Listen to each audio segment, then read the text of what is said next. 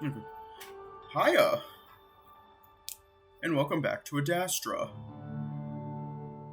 Uh, hmm.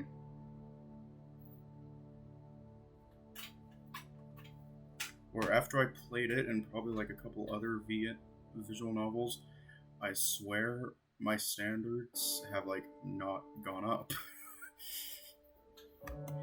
Anyways, let's just jump right in.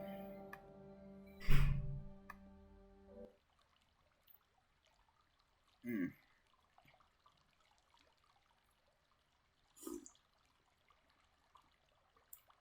I find the cat at the pillars, already pulling away at the weeds. I sigh and wait, watching for a while, realizing that this could last hours since Alex always seemed to enjoy weeding for some reason. The cat is so meticulous about gardening here, and I have to wonder why, considering his efforts really wouldn't be all that visible in a garden this big. But I remind myself of why I'm here and settle down on another bench, one that's also a good distance away so that I won't seem too suspicious if he sees me. This time, I sit there for a few hours, occasionally adjusting the way I'm seated as my ass gets sore on the stone bench. And as the sun sets, I realize how boring spying actually is.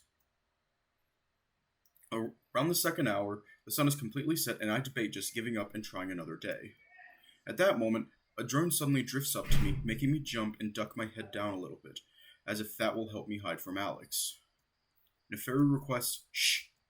I hiss at the drone, and Calm's voice automatically dips into a whisper and goes on as if nothing happened.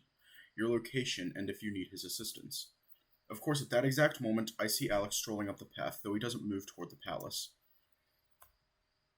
Instead, he starts walking up the path in my direction, and I quickly stumble off the bench and into the bushes, praying that he didn't see me as I hide myself amongst the leaves. The drone follows me, then pauses at the edge of the sidewalk. I'm reminded that these things probably can't move off of the grid of the pathways, just through the leaves, and I can see the damn thing's lights on, stubbornly waiting for my answer. At the same time, I hear the soft scraping of Alex's sandals on the pathway as he moves closer. Damn it. Would have been better if I just stayed on the bench. Now this drone is going to reveal me to Alex while I'm hiding in the bushes like the most suspicious person in the palace. See, I see the green tips of the cat's ears poke above the bushes as he hums softly. I crouch lower in the foliage until I can't even see that. I will the cat to just ignore the drone, but the humming stops and so do his footsteps, and I know that he's spotted it. You have a stray drone out here, Calm? All drone machinery are accounted for, Lexios. What's this one doing? I feel my heart stop, swallowing hard. There's a pause as if Calm is calculating something. That information is classified, Alex. By whom? Neferu. There's a pause, then a chuckle as Alex's footsteps pick up again, moving further away to my left. Oh, that jackal. I'm still holding my breath as I listen to the footsteps fade up the path before slowly rising up from my crouch, glaring at the drone. Tell Neferu that I'm busy, but that I'll be back tonight. I have some things to tell him. Message received. Thank you, Marco. Yeah, no problem. I say it sarcastically as the drone floats off in its slow, lazy way. At this point, the sun is set completely, and I have to wonder why Alexios has headed in that particular direction, leading either toward the gates of the palace or the lake. I follow the path slowly, keeping my eyes peeled for the cat. At first, I'm almost positive that he would be heading for the gate, maybe on his way to the city. This would be the end of my little mission since I know I can't leave the boundaries of the palace without being hurt somehow, probably killed. But instead, I spot the cat's form just barely visible in front of the lake, its surface glinting from the light of the moon. I stop and hide behind a tree, making sure that I'm not close to any of the lamp posts. I watch as Alexios moves around under the little gazebo with the watercrafts under it. Sure enough, a few minutes later, he comes gliding out on the sightseer. He floats over the shore, then out onto the lake in the direction of the island. I know right away that I'm seeing something important. There's nothing on the island for the cat to take care of, as far as I know, and unless he's going out there for a nighttime outing on the beach, extremely doubtful, then he's definitely doing something suspicious. I wait for a while, watching as the dark form of the cat and the craft gets smaller and smaller until they basically disappear out in the direction of the island. Of course, I know I can't follow him out there right now, but I can definitely tell Neferu about it. Neferu is in his room when I arrive, tapping away at what looks like a transparent tablet. It's an odd thing to see considering the non existence of portable technology in this palace. Maybe it's a Chemian thing. As soon as he sees me, though, the display slides back into the small metal bar that he had been projecting out of as he turns to face me. Hello, Marco. You were gone for quite a while. Yeah. Care to share how your visit went with Cassius and, hopefully, Amicus? It takes me a moment to remember exactly what he's talking about. After my little trip, everything that happened before it seems so distant. I try to tell Nefero as much as I can remember involving Cassius before the parent thing, and he seems impressed. I suppose bringing Cassius to our side won't be as difficult as I had previously thought. Seems he has similar misgivings about Cato. Yeah, and Amicus is doing okay, just a bit depressed about everything that's happening, obviously. I pause, which Nefero notices. Is there something else that happened? I take a deep breath, thinking how best to describe what I went through. Well, when I was coming back, there was this weird smell coming from the meditation room. Nefero raises an eyebrow, and I go on to explain how I'd ran into Cassius again, then everything that happened afterwards. When I finish, the jackal is quiet, just watching me with a narrowed gaze. This is usually the look he gives me when he's thinking hard about something, so I give him some time to respond. When he does, it's hesitant and reserved, not usually something I hear from Nefero. So, it was a drug-induced hallucination, yes? Well, I guess so, but I think it was real too. Like, Cassius was there, and he remembers seeing me with him. What's wrong?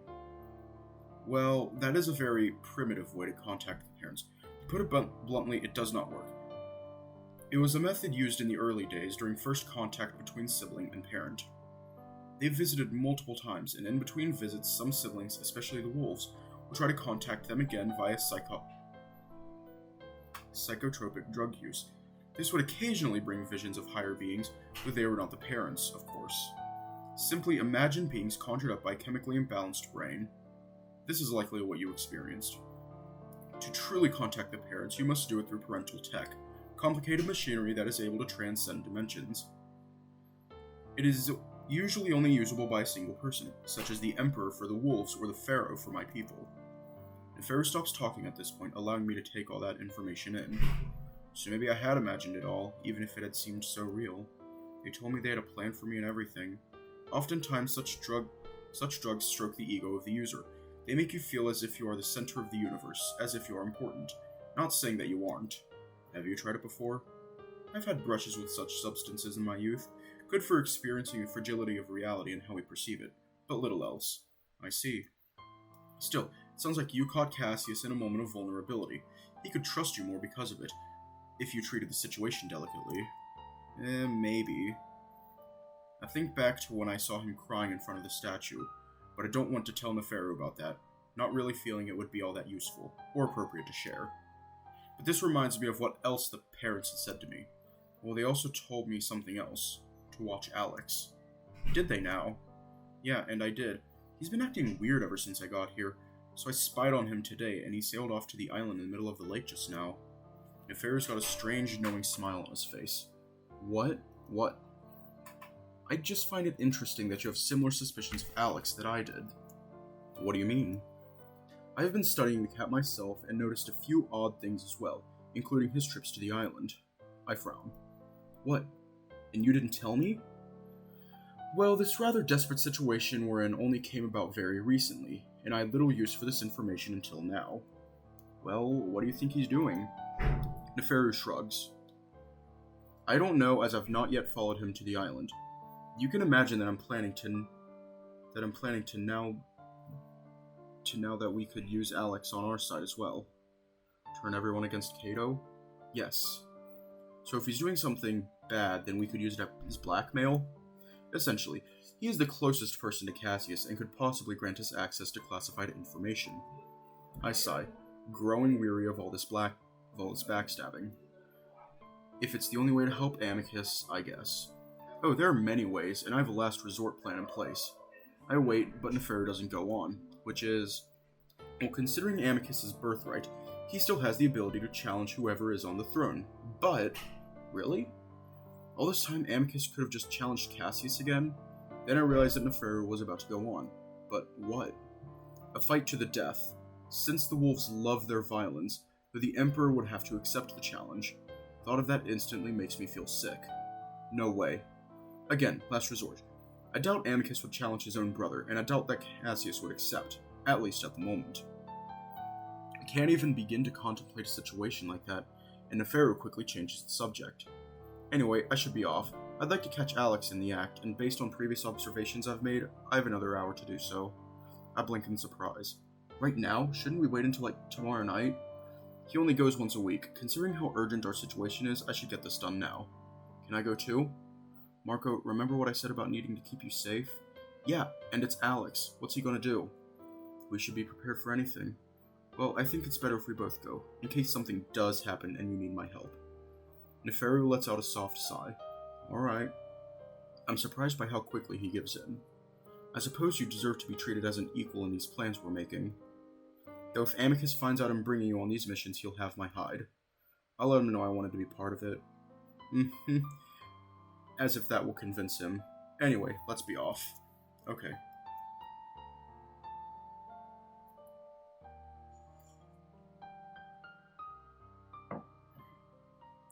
My excitement picks up as I get to my feet and follow Neferu to the door. If we run into anyone, especially Cato, we simply tell them we're out for an evening stroll. Understood? Yep. Despite the potentially dangerous situation we're going into, my mood is lifted knowing that things are finally moving again. Luckily, there's another sightseer craft in the gazebo, though it looks much older and the floor on this one isn't transparent, which I'm fine with. I'd rather not gaze into the...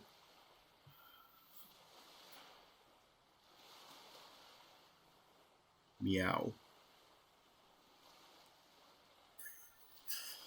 I'd rather not gaze into the inky blackness of the water beneath my feet while sailing into the island. Neferu is quiet for most of the time, looking confident in everything he does as he prepares the craft. Finally, he reaches out from his paw to chivalrously pull me on board. The lake laps quietly around us as we approach the island, a black mass among the ripples of reflected moonlight in the waves. I immediately spot Alex's craft sitting on the bench near where we'd had our little picnic all those weeks ago. We travel a little further up the shore, out of sight of the craft, before we drift onto the beach. Neferu holds out a paw again to help me down, even though I don't need it. As I settle on the sand, though, he leans in close to whisper in my ear. Wait here. Unfortunately, I believe simian footfalls are louder than that of a jackal. Okay, but call me if anything happens, or you need help. I see a smile on Neferu's face and notes amused. It's not in a condescending way at all. Of course, my friend. And with that, the jackal disappears into the night, leaving me with only the little craft and the gentle sounds of the waves to keep me company. I don't have to wait long before I hear voices coming from further up the beach, and I know right away that it's Neferu and Alex. I wait for a few moments to see if Neferu will call my name. When he doesn't, I frown and look around before quietly making my way toward the voices. It's not like I expect he needs my help, but I don't want to miss anything important, and I feel like the moment of confrontation with Alex should involve me. As I get closer, I'm able to make out the words, and I see that the two of them are right on the edge of the woods, standing just a few feet apart. I crouch and hide along the tree line as I listen more closely to what they're saying. Beautiful night. I've always wanted to come to the island to gaze at the moon and planet, away from the lights of the palace. Oh, I see. It is incredibly beautiful here, isn't it? While he's speaking in his typical pleasant tone, I can definitely tell that Alex seems a bit nervous, his voice tight and a bit out of breath. So, yes? Alex looks around nervously. I heard you speaking just before I happened upon you. Is there someone else with you? Me? Oh no, definitely not. It's rather embarrassing, but sometimes I just talk to myself. Don't be embarrassed, it's something I do as well. Oh, I see. Alex seems to be relaxing a bit under Neferu's treatment, but tenses up again at the next sentence. Though I usually don't whisper to trees, now that is a bit odd. I see Alex's ears flatten, though I'm a bit confused at the statement. Whispering to trees? Alex doesn't seem to have an answer ready and stutters in the most guilty way imaginable. Weirdly enough, though, he sidles up closer to Neferu. Neferu, you're the one that's acting a bit odd right now, you know? The small cat's demeanor suddenly changes to a more sultry approach, relaxing his shoulders and drifting a paw down his body. It doesn't seem natural at all, though, unlike Neferu's smile as he stares down at the approaching cat. He's still smiling when Alex reaches up to cup his cheeks and kiss him right on the lips. I blink, surprised at the sudden turn the scenario has taken. Nefario looks anything but surprised, though, grinning throughout the kiss as Alex tries to kiss deeper. Finally, the cat seems to notice lack of response from the jackal, and he draws back, frowning. Nefario shakes his head. Oh, Alex, you know that's my technique. It will not work on me. Now, why don't we have a look at that tree? Alex freezes up, looking around, and that's when I think he spots me. Who's that? Nefario turns his head just slightly in my direction, and that's when Alex makes his move. He sends a kick sailing between the jackal's legs, and just as I'm readying myself to intervene, Nefario's paws there, solidly stopping the attack. There's a pause, Nefario holding Alex's leg, forcing him to bounce on one foot as the jackal's smile turns smug. What a pity that you're not the first to try such a move on me. I've learned people on this moon fight dirty. Alex squeaks, but balls up a fist anyway, sending a straight punch square into Nefario's stomach. It connects with a hollow thud, bouncing off the jackal's ribs like they're made of bricks, Nefario only grunting slightly in response. Oof, now that's a bit more like it. Suddenly Nefario uses his leg sweep, a leg to sweep Alex's only foot off of the ground, sending the cat onto his back in the sand. Nefario follows him down, pinning the cat there, almost engulfing Alex with his much bigger body.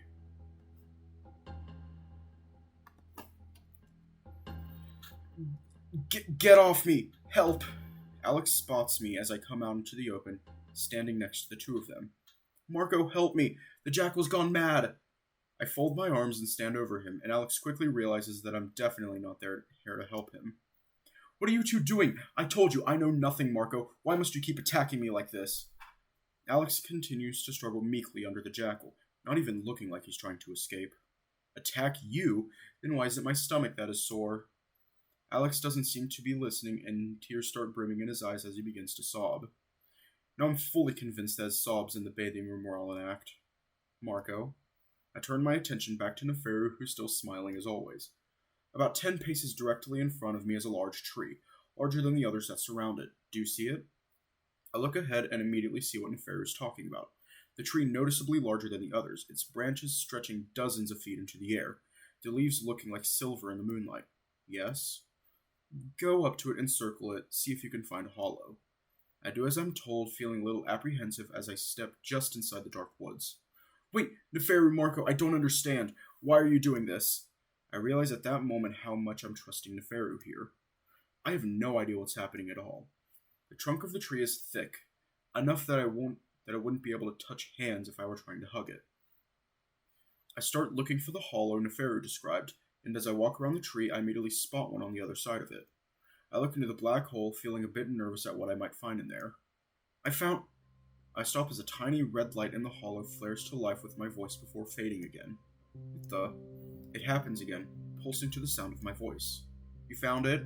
Yeah, and there's a little red light in there that's lighting up with my voice. I watch the hypnotic ebb and flow of the light as I speak. Thank you, Marco. You may come back now. Gratefully, I return to the side of my Chemian friend, noticing that Alex's demeanor has completely changed now.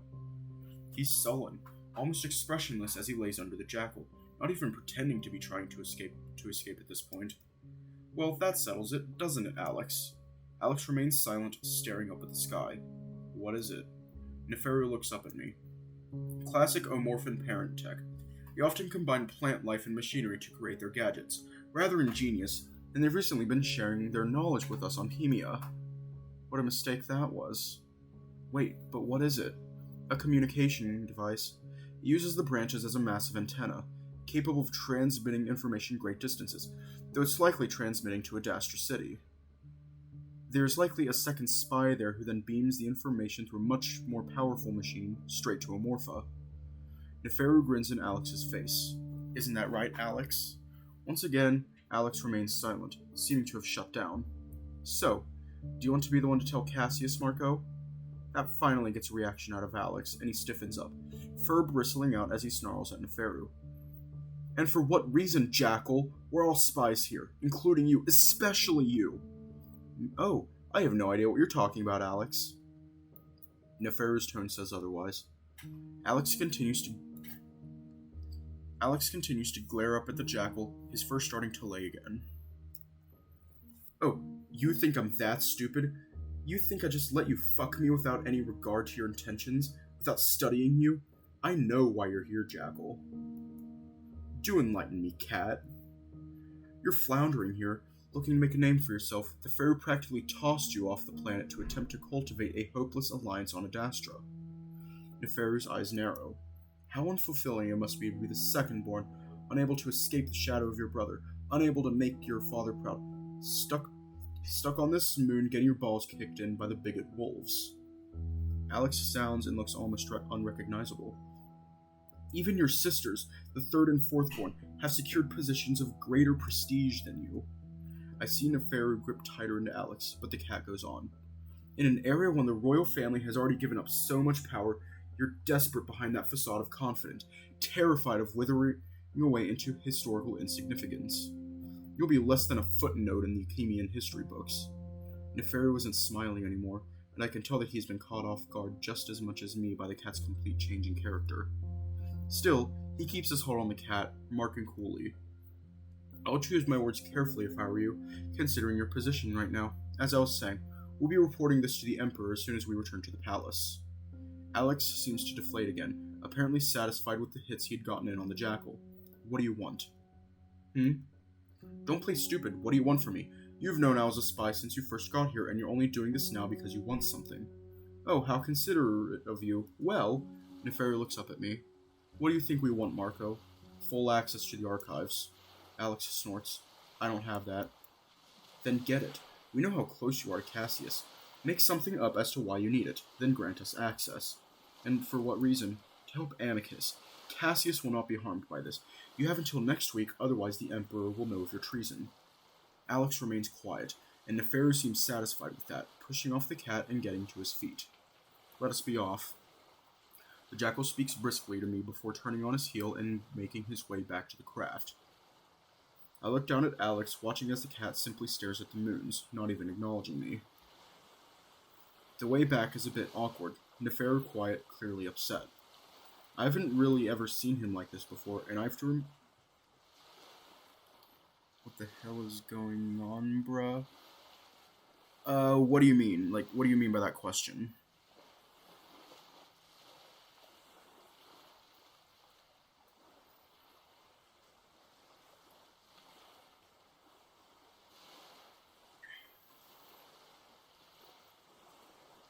Okay. Okay, so, essentially, Alex is a spy, and, Neferu basically confirmed that. All because this is all happening because, the rightful emperor or something is in prison. Yeah. I haven't really ever seen him like this before, and I have to remind myself that I probably rarely see the real Neferu. He's putting on an act just like Alex, just like they both have to. And though I'm curious about his family situation, I have enough sense not to pry. Instead, I ask what I'm most worried about. What's to stop Alex from betraying us? He could just as easily tell Cassius about our plot. The Jackal is staring off into the water, his elbows on the railing of the sightseer as he hunches over. He won't. He can't bear the thought of Cassius knowing of his betrayal. The usual confidence and natural smugness that's usually in the Jackal's voice is completely missing. His tone flat. You sure? Yes. His love for Cassius is almost equal to that of his loyalty to Amorpha, which is why I assured him that Cassius wouldn't be harmed by our plans. We have little to worry about. The Jackal's mood puts me off from asking any more questions, and we sail the rest of the way to the palace in silence.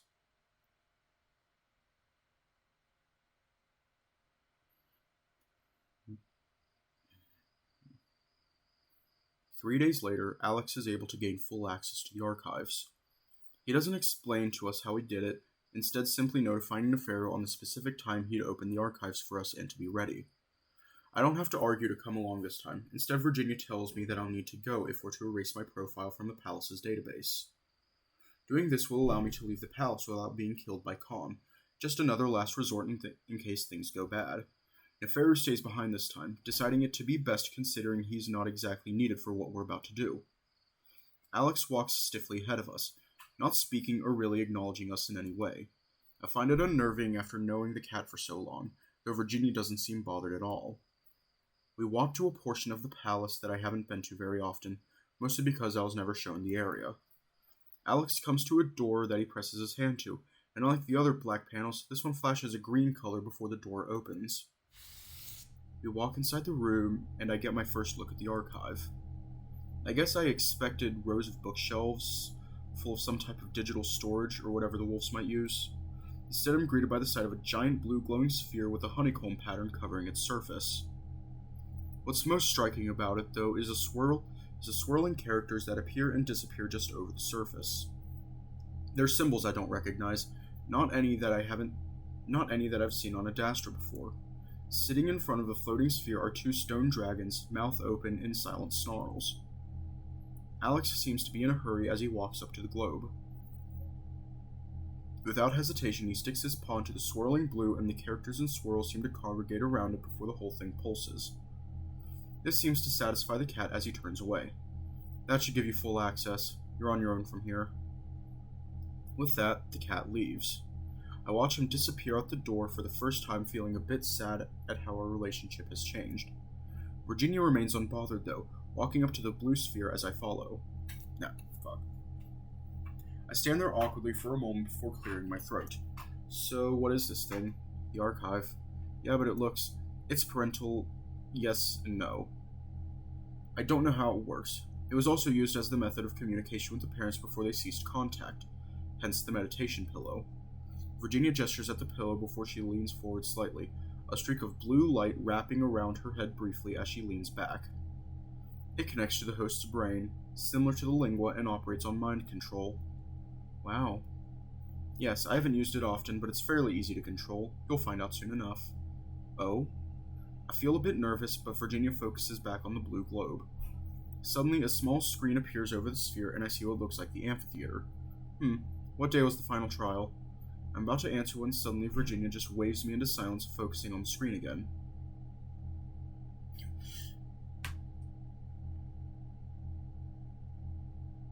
Oh my god.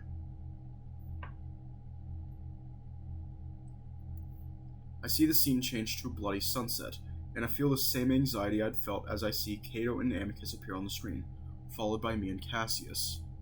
The angle is high and the scene is a bit distant, probably from the palace, but I can make everyone out clearly. Cassius strips and hurries down the steps to the amphitheater, and I want to look away, but don't as Cato turns on Amicus and punches him in the face. Virginia's reaction is small but noticeable, clearly surprised by Cato's brutality. What follows is the awkward, staged posing and the pin. Then, the footage of me using the Nervo on Cassius. This is followed by Amicus tearing off Cato's visor. After that, I run off screen and I get to watch as drones descend on Amicus and he suddenly goes limp as they, I assume, stun him. Virginia watches all of this with an open mouth until Amicus is escorted away and Cato is picked up by the small ship that lands in the middle of the amphitheater. Then she shakes her head. Males. Virginia sighs out in frustration as the screen fades. So you got the footage? I've filed it away to a domain accessible by both me and Neferu. We'll figure out a way to use it delicately. And the investigation into the crash? This is something that I brought up to Virginia and Neferu before we came here, even though they both seemed skeptical that it could be useful in any way. That even Cato wouldn't be so devious as to kill his own friend, a friend that happened to be the Emperor. Even now, Virginia sighs as if it's an annoying inconvenience, but focuses for a moment until she seems satisfied. Done. All documents related to the investigation are now in the same location. We'll go over it later. Well, at least you and Neferu can. There's a momentary pause. Well, that was easy. What did you expect? Parental tech makes everything fast and easy. Yeah, I suppose. So, are you ready to use it?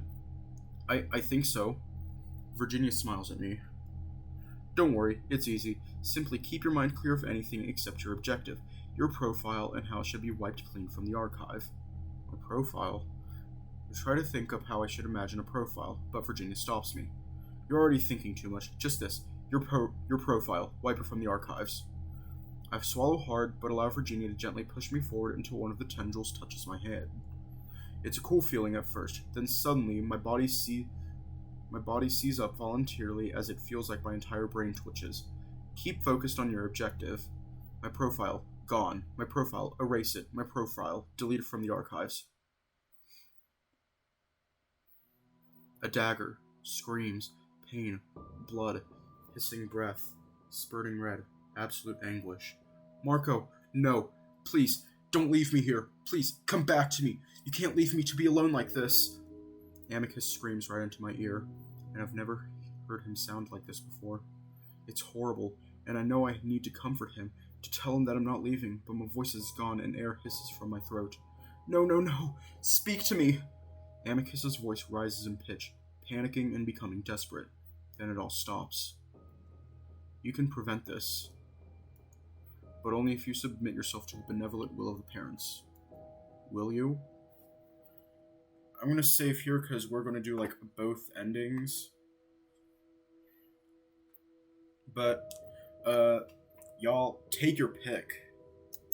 Are we going to submit to the will of the parents, or are we going to say fuck you to them?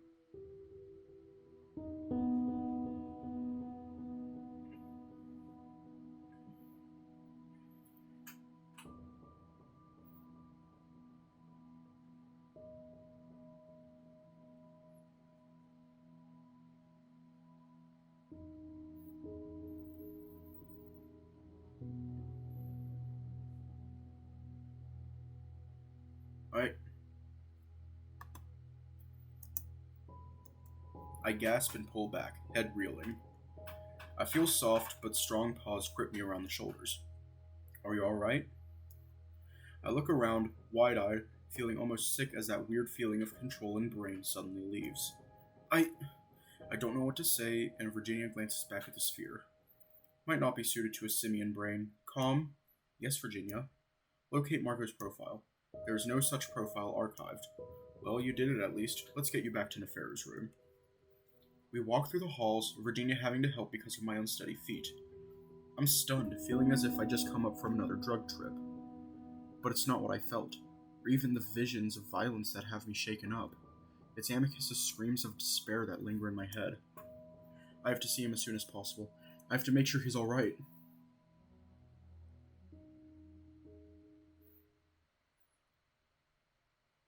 You smell so good. Okay. We go from worrying about Amicus's screams of pain to you smell so good.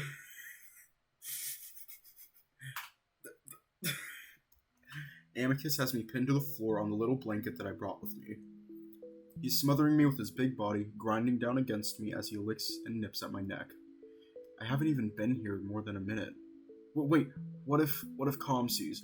I gasp around the licks, and Amicus responds by holding my head in his giant paws, keeping me steady as he starts to push his hips against me, his thighs forcing my legs upward.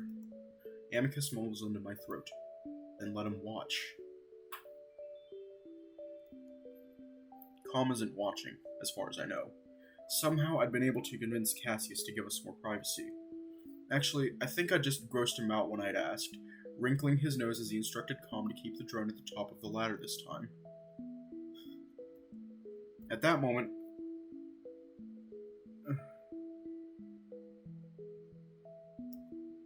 whoa, not now, Amicus. Amicus goes on nuzzling me, moving to my face and locking lips with me for several seconds while he continues to push his hips against me. He finally pulls back a little. I know, I'm just playing around a little. I've been down here too long. I love you, everything about you. Clearly.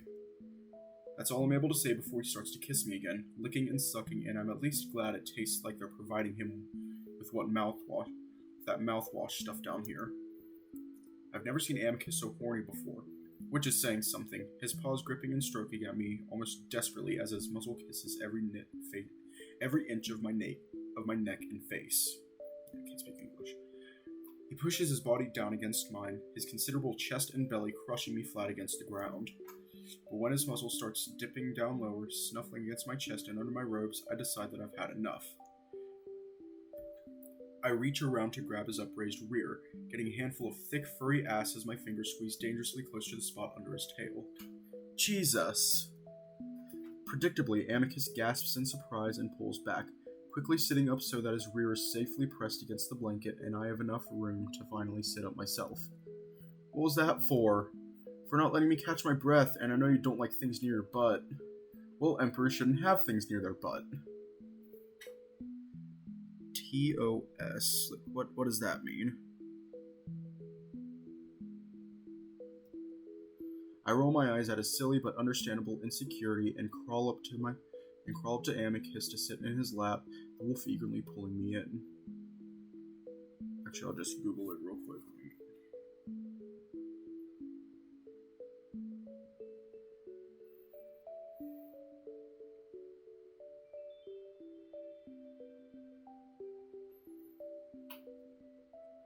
Oh, terms of service.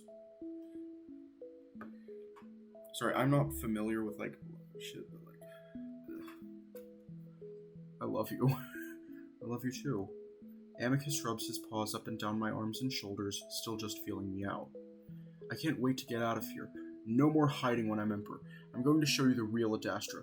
Being stuck behind these walls is not how the Emperor's beautiful lover should be treated. I touch back, pressing my hands over his paws and resting my head against his chest, listening to the rumble of his voice. Oh, and what's the real Adastra? Amicus pulls his paw away for just a moment to wave it dismissively before returning it to press against my chest. These politics, it doesn't represent the moon's true face. I need to take you to other cities and landscapes. The people are vastly different too, from region to region. I listened to him contentedly for a few minutes, happy to just hear him speak again, reminded of how easy it is for us to just talk to each other. And we actually have time to talk. Cato is in a different city on official business, so Cassius has granted us at least a little more time than the last visit. Amicus rocks back and forth as I pet the fur on his chest, listening to his heartbeat. It's clear that they allow him to bathe down here, but the lack of any perfume leaves only the slight smell of his natural musk. While I miss the lavender smell I'm used to, I don't mind the masculine scent he's giving off, especially after our little reunion just now. I want to sit here forever, feeling completely calm and safe for the first time this week. I know it has to end though, and there's so much I want to tell the wolf. So I pull back, looking up at Amicus's face. Amicus? Yes? I need to talk to you about something. Go on. Amicus leans down, pressing his nose against my hair and inhaling deeply. It's about the parents, I think. I need to talk to you about something they showed me. The snuffling in my hair pauses as Amicus absorbs what I just said. The parents? Yeah. The parents. I sigh, wondering if I'm going to have just as much trouble convincing Amicus of this as I did with everyone else. I still remember the look Neferu gave me when I told him about the drug trip I had. Amicus seems to sense my frustration and hugs me a little tighter. Hey, I'm just surprised. I believe you. I have no reason not to. He nuzzles my head again. Did they come to you in a dream, or sort of? I tell Amicus what happened in the hallway in front of the meditation room. What? I push through his shocked exclamations and go on to describe the dreams I've been having as well. What? But why wouldn't you tell me this? I shrug against his body. I forgot about them as soon as I woke up. I didn't remember till after what happened with Cassius. Well, I feel Amicus's chest puff up with pride. Sounds like I really am meant to be Emperor, eh? That's what they said, but you know what else this means? The monitors know I'm here. They're okay with it, so I guess it's not really even illegal, right? There's a pause. I mean, it may have just been a dream, but it's nice to hear, nevertheless. Also, stay away from that room. While I find it funny that Cassius is using Somni to make contact, I'd rather you not use it. Amicus kisses the top of my head as I let out a sigh of exasperation. I didn't do it on purpose, and you said you'd believe me. Amicus lets out a chuckle that rumbles through his torso and into my back. It's a comforting feeling, and despite my annoyance, I find myself pressing deeper in against him. I believe that you saw these things, but who can say if it's real or not? Sometimes I have dreams of entities that I believe are the parents, but I don't necessarily believe it actually is them. I'm quiet for a moment, letting the silence drag out, and I know Amicus well enough at this point that he's got his ears pointed up, waiting for me to respond. Trust me, like seriously, you need to trust me on this, Amicus. Amicus spends his own moment being quiet, resting his cheek against my head, contemplating. Do you trust me? There's only a short pause. Alright, yes, I do trust you. There's a sense of conviction in his voice, and I can tell that he really is determined to believe me. Thank you, but I only say that because of something else that happened. What was that? I take a deep breath. Amicus, sensing my anxiety, suddenly turns me in his lap to face him, letting me lay my head against his chest as he pets the side of my face. Hey, you can tell me anything, Marco. Like I said, I believe you. He says it even more firmly this time, tipping his muzzle down to look at me as I look up at him, meeting eyes. Alright, so I was in the archives with Virginia yesterday. Amicus's eyes widen. The archives? What were you doing in there? This reminds me that I also need to tell Alex about what we've been plotting this past week. I'll tell you in a bit, but something happened when I was hooked up to the machine. You connected with it? Why would... In a bit. Anyway, while I was hooked up, I had another vision from the parents. Amicus thinks. Well, I suppose that would make more sense considering that's the way the Emperor speaks with them, but it's only the Emperor they speak to. Yeah, well, for whatever reason they started talking to me. Actually, you started talking to me. Me? I think so. You're like yelling, telling me that you didn't want me to leave you. Oh, well that does sound like something I would say in such a situation. You sounded really scared and sad, and I felt like I couldn't breathe. My throat hurt and just felt weird. Amicus seems to contemplate all of this, but doesn't say anything more. I start to get frustrated, but I realize that I can't really expect him to offer more information that I don't already know. I guess I had hoped that he would have more insight into why parents do things the way they do. But really, I'm on my own figuring this all out. I sigh and lean my head against the wolf's chest. Hey, what's wrong? I'm sure you'll be fine. The parents are very mysterious. My father had several visions he had trouble interpreting. I feel like something bad is going to happen. Like, really bad. And I don't know what it is that I should do to stop it. Did they give you any guidance at all? They just said to give in to their benevolent wills, or something like that.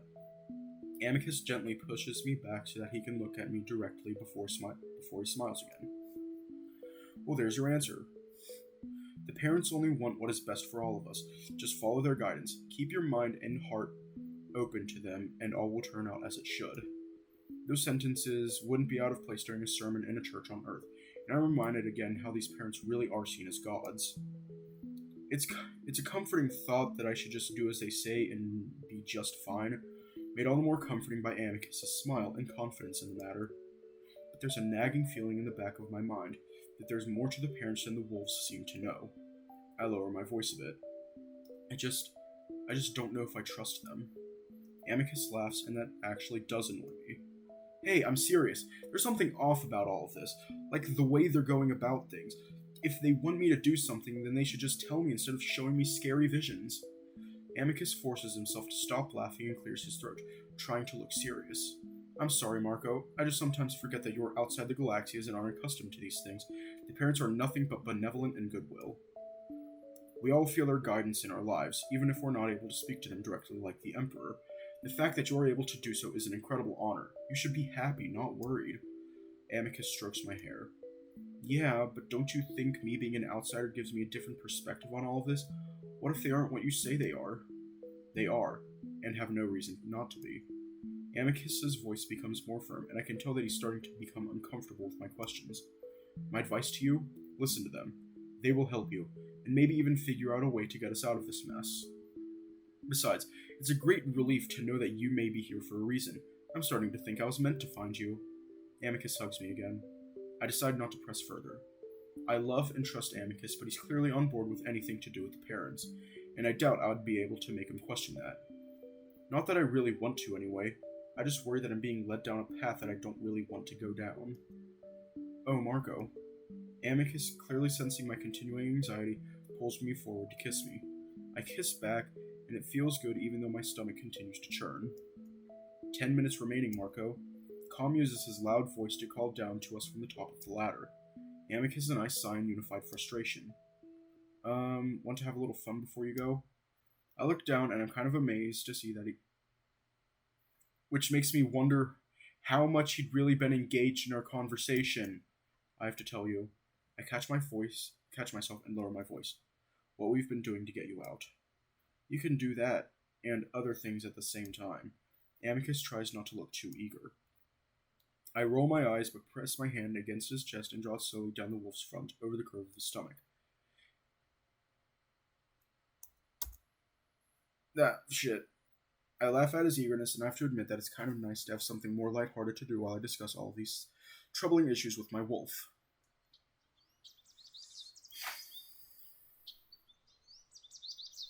For the next little while, I walk around the gardens taking advantage of the mild weather. I've noticed it's become cooler and less humid over the past week, which is nice. Apparently, this is as cold as it gets on this part of Adastra, though, and it never snows. I sigh and sit on a bench, thinking back on my meeting with Amicus just an hour ago. It had been easier to say goodbye to the wolf this time, especially now that I know Cassius is willing to let us see each other as much as is possible. That being whenever Cato is out, which is good because he's gone a lot of the time doing his official business or whatever. Amicus, once again, had recommended I distance myself from the plotting so as not to get caught up if we get exposed. I reassure him, even though I know I'm going to do whatever it takes to see this through, even if that means I will have to put myself in danger. I don't want Amicus to be down there for another day. Just yesterday, Cassius or Cato banned all talk of Amicus on Adastra, which Neferu told me only caused the rumors to really start flying. They range from Amicus being imprisoned, true, banished, or even executed. This is good for us, I'm told, because the public, whether they liked Amicus or not, generally doesn't feel he should be struck from existence just because he lost the emperorship. In other words, the people will likely be on our side when we finally reveal everything. Hopefully. That's really all we can rely on, considering the emperor holds so much power, even if the way it was achieved was illegitimate. The triumvirates barely check the emperor's power, so unless the people as a whole come together, it would be difficult to remove Cassius from the throne. If Cassius still refuses to step down, our options will be very limited, and most probably won't turn out well for me or anyone here that's not part of the family. Still, Cassius is proud. Very proud. Neferu and Virginia think he'll either step down or at least accept combat to go out with honor. Hopefully the first, because I really don't know how Amicus would deal with the idea of having to kill his brother. I sigh and lean back on the bench, really getting frustrated with all this political bullshit. This had been the exact type of thing Cassius wanted to get rid of, but now it just seems worse than ever. Just as I'm thinking, I see Alex. He's just up the path, standing right in the middle of it, and he's looking right at me. I give a start, then just stare back at him. He doesn't move, just goes on looking at me, and I start to wonder what the hell he's doing. He doesn't have his usual smile on either, and as a soft breeze blows through the leaves and foliage, I start to feel like I'm in some kind of horror movie. Actually, now that I know who he really is, I really do start to feel a little concerned about what he's capable of. So I decide to act casual and stand up, raising a hand and walking over to the cat. Hey, Alex. Alexios will do, Marco. Okay. Hi, Alexios. A hotep be with you, Marco. What? I feel things should be more formal between us from now on. That is all. No, I mean, why that greeting? I'd heard Neferu use it many times, but no one else. You are a Chemian, are you not? That gives me pause. Oh yeah, I guess I am. The cat smirks. Odd, you seem to have forgotten your own citizenship. I shrug. Still getting used to it. I mean, it's something that even some siblings desire, not to mention children or even the uncontacted. I raise an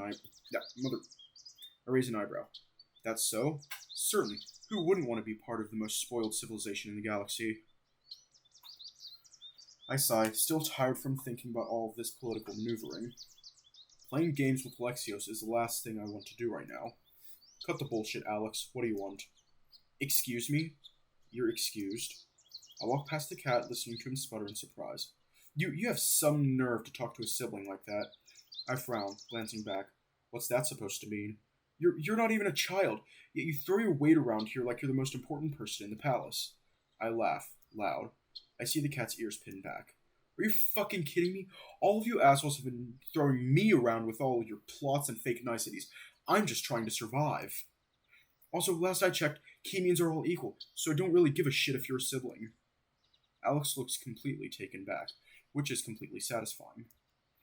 And haven't you always implied that the wolves are fucked up for looking down on their children and treating them like slaves? Alex coughs to clear his throat. My apologies. I simply lost my temper for a moment. You were just being a bit rude. Or maybe deep down you're just as speciesist, or whatever, as the wolves, even though you pretend you're not.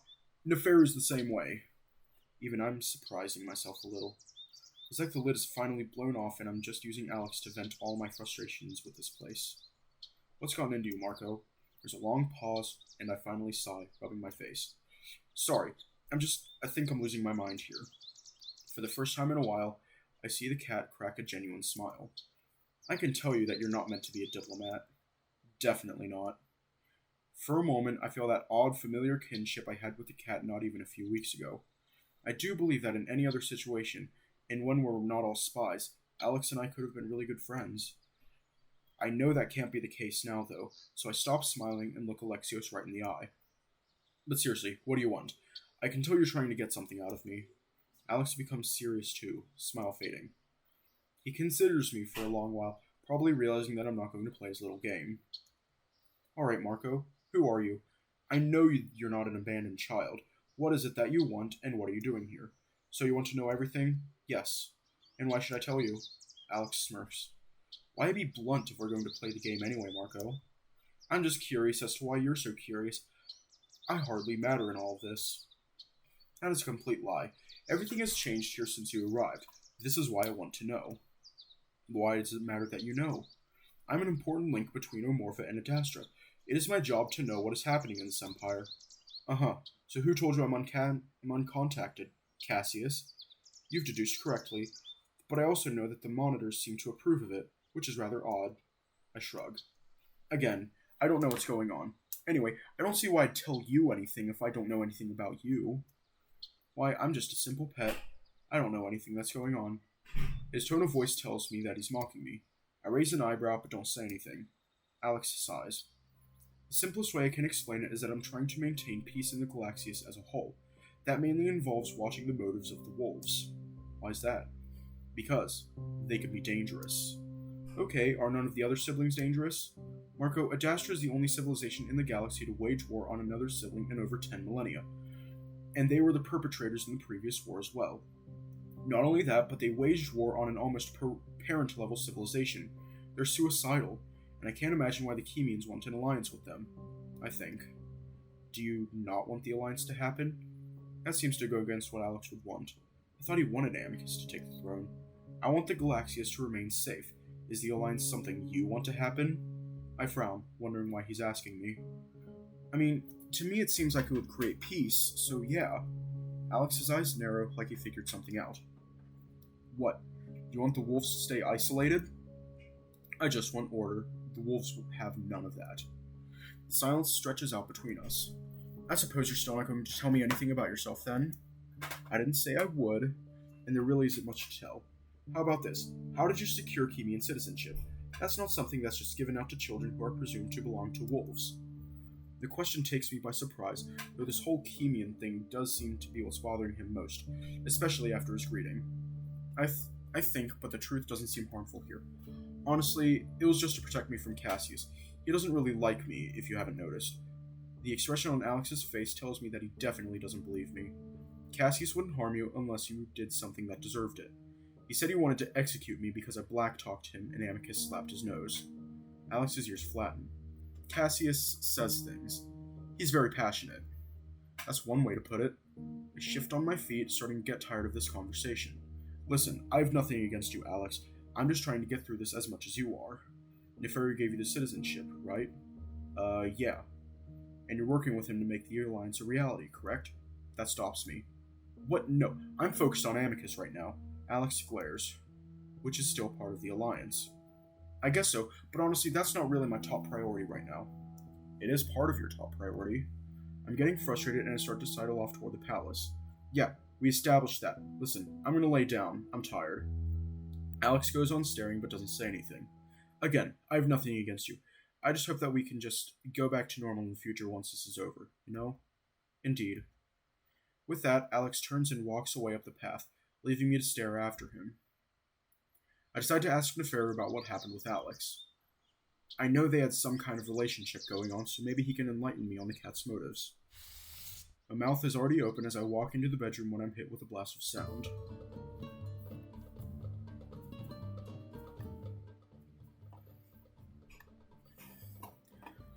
In front of me is Nefero with his back to me, though I can see that he's in his underwear. He's moving fluidly around, arms and paws waving about and pausing at odd angles while his feet slide across the ground, gliding back and forth. First I think he's doing some kind of exercise, but then I can hear him singing over the music. It's wordless because it doesn't translate through the lingua, just a sort of howling sound, though very different from the wolves. It's very loud and it's a wonder I couldn't hear it in the hallway. It doesn't necessarily sound bad, but I can tell Nefero isn't putting much effort into making it sound nice. Still, I feel like I'm walking on something private, so I consider backing out. Of course, that's when he spins around and immediately spots me standing there in front of the door, my mouth still open. Quickly, I fix my face into a pleasant smile, trying to act casual so I don't embarrass him. Oh hey Neferu, I pause as I see Neferu grinning back at me. You okay? I almost have to shout over the music. The jackal is swaying back and forth a little bit, almost like he's still dancing. Oh Marco, what an incredibly pleasant and joyous surprise! Thanks? The jackal begins to dance again, facing me this time, though he doesn't sing, thankfully. Are you okay? Better than I've ever been, my simian friend. What do you think of the music? Neferu nods at the ceiling. It's nice. Kinda loud. I'm sorry, I have to hear sounds from home every now and then. The wolves have no spice in their music. The jackal slides his paws sensually over his torso, smoothing the fur down to better accentuate his pecs and abs, his eyes glued to mine. I look around and note the 3 bottles of wine on the bedside table. Oh, you're drunk. I'm drunk. Neferu spins in a circle and actually almost loses his balance, something I've never seen him do. I've seen him buzzed before, but he's always managed to keep his composure. But now... How drunk? Too drunk, but... Neferu steadies himself against a pillar, leaning and rubbing his head against it. At the same time, not drunk enough. I quickly make sure the door is closed behind me before moving closer to the jackal. Do you need help? What? I raise my voice above the music. Do you? Neferu waves his paw at me. Wait, calm, pause music. Pausing Dancing Amongst the Dunes by Haket. I need another drink. Neferu reaches out towards the table even though it's a good 10 feet away, and I look over to see that one of them is half full. There's a pause, then Neferu opens his eyes, frowning at me. I said I need a drink, Marco. And what do you think I'm going to do about that? You're a slave. You know what to do. I stare. Excuse me? You are a slave. Neferu pokes a finger in my direction with every word. Don't let the wolves tell you any different. As long as you are here, they are your master. But you were treating me like a slave just now. I was making... Neferu pauses as he makes a strange swallow hiccuping sound. I was making a point, clearly. Sorry, should I simplify my words for you? The jackal goes on staring at the bottle as if wondering if it's worth it to make the journey there. He turns back to me as if just remembering that I'm there, though he seems to have trouble focusing his eyes. Don't worry, Marco, I'm just as much a slave as you are. You have the advantage of someday leaving, though. I move closer, deciding to sit on my bed while Neferu goes on hugging at the pillar, as if letting go will cause him to fall. That wouldn't be good considering the fountain is right there. You can't leave whenever you want? Neferu chuckles, then guffaws, another sound I've never heard from him. You don't understand. I can leave, but I can't leave. Yeah, I don't think I do understand. Suddenly Neferu's ears flatten. You really fucked this up for me, do you understand that? I blink. What? You fucked my life. This time, Neferu uses his foot to point at me, really just sort of kicking in my direction. What the hell are you talking about? If you hadn't come here, Cato would not have had the excuse to nullify Amicus's emperorship. I'll be halfway through negotiating an alliance by now. Wait, this isn't my fault. I was brought here against my will, Neferu. Neferu makes another deep swallowing sound, then just belches loudly. Yes, I'm sorry. I forget it's mostly that big idiot's fault. I feel my temper snap, and I stand up. Now is not the time I want to find out that my most important ally actually blames me and my boyfriend for the situation he's in. Hey, I know you're drunk, but I'm not going to listen to you say this shit. You can call me back when you've sobered up and stopped feeling sorry for yourself. I start walking toward the door quickly, feeling a little sick at the whole situation. If Neferu really is turning on me, that means the only person I can trust here is in the dungeon. I really would be alone. Wait, his voice is so quiet that I'm almost not even sure I'd heard it. I pause though, looking back over my shoulder. He's still leaned up against the pillar, his ears down, gazing at the ground.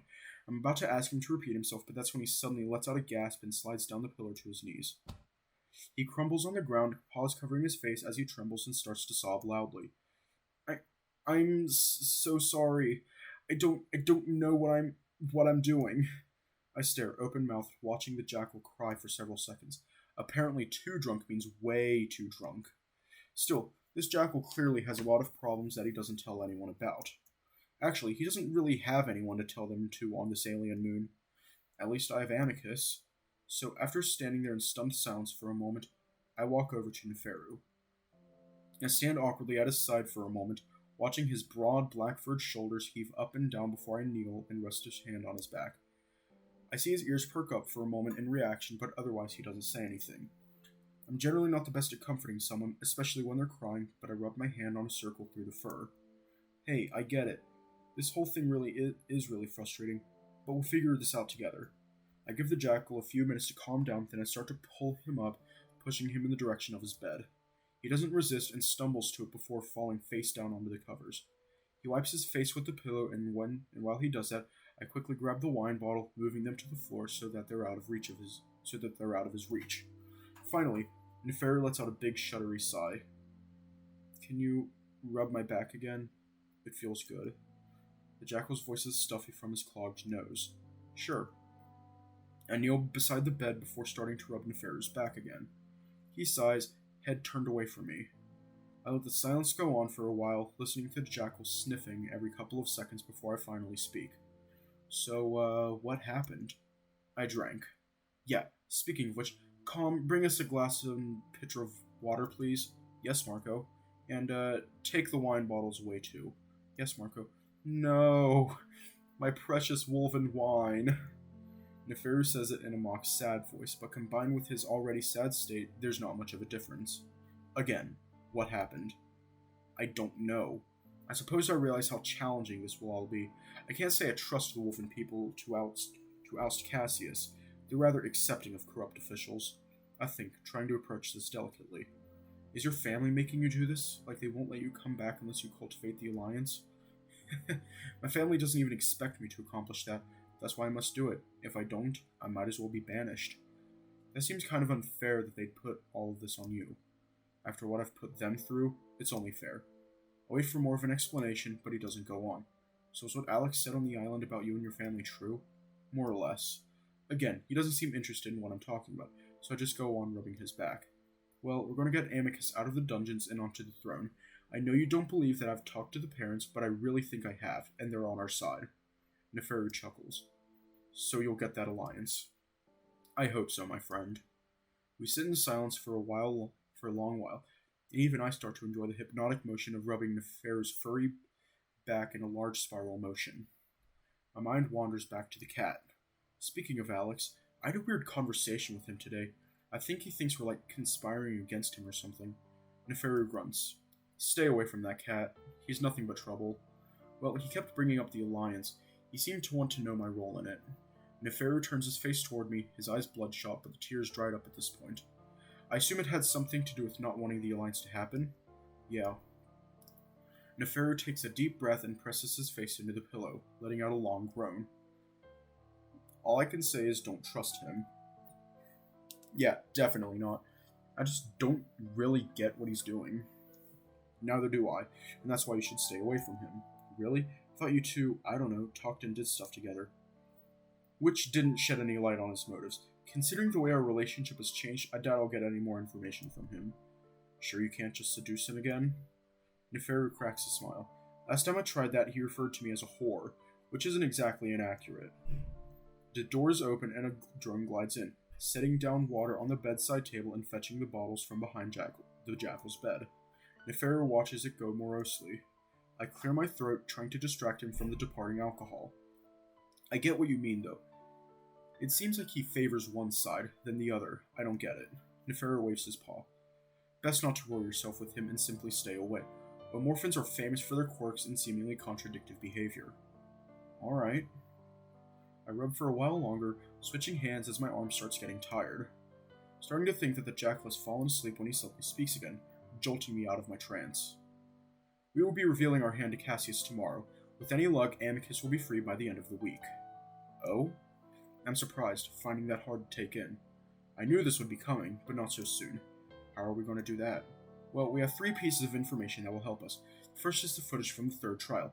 Hopefully that will be enough to convince Cassius to step down.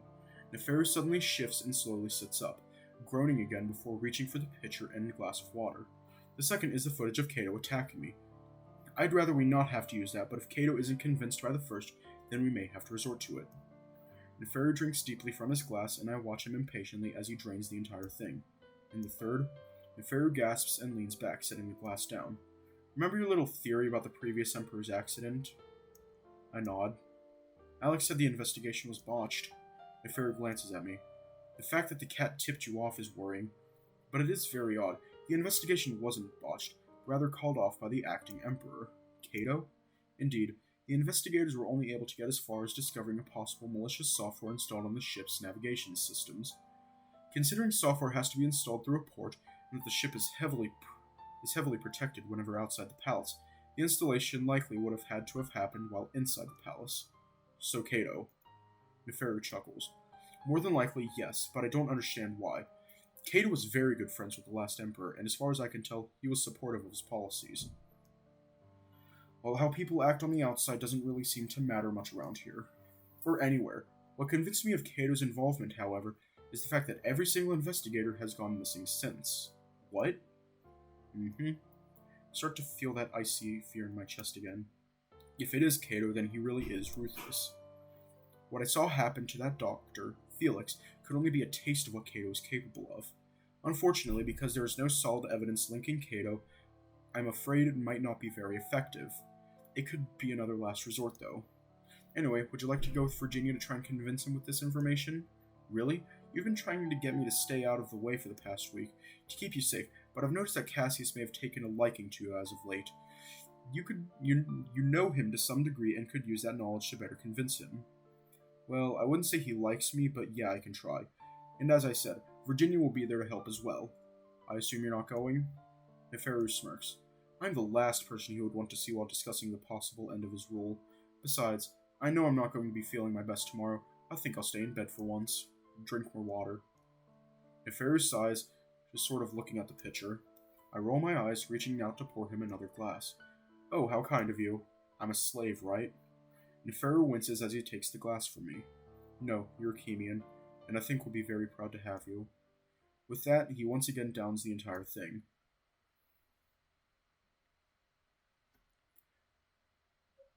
I toss and turn most of the night, even while Neferu snores loudly in his own bed.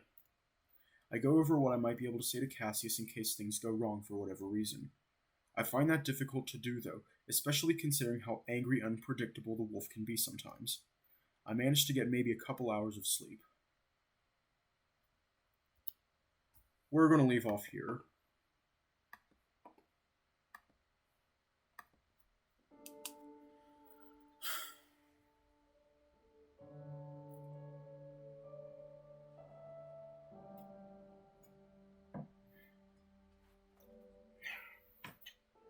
I already know what's going to happen.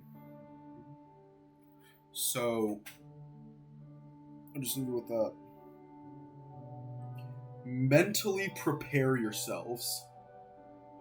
Just mentally prepare. Because I have a feeling that, even though I've already played this, I have a serious feeling that shit's about to go down. Shit is about to hit the fan. But anyways, stay safe. Have a good night.